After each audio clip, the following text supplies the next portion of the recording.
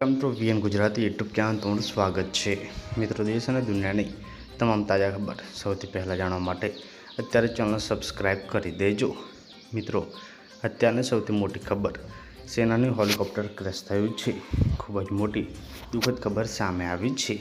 જી હા મિત્રો, અહીંયા અરબી સમુદ્રમાં ઇમરજન્સી વોટર લેન્ડિંગ દરમિયાન યુએસએ મિત્રો નેવીનું MH-16 ASC હોક હેલિકોપ્ટર જે હતું તે ક્રેશ થયું છે।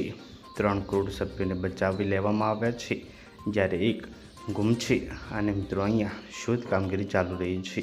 નોંધનીય છે કે ઇમરજન્સી વોટર લેન્ડિંગ, જેને ડિવિચિંગ તરીકે ઓળખવામાં આવે છે, ત્યારે ત્યાં થાય છે ત્યારે ટેકનિકલ ખામી, એન્જિન નિષ્ફળતા, બળતણ ખલાસ અથવા મિત્રો અન્ય ગંભીર કટોકટીના કારણે વિમાન પાણીમાં ઉતારવું પડ્યું હતું।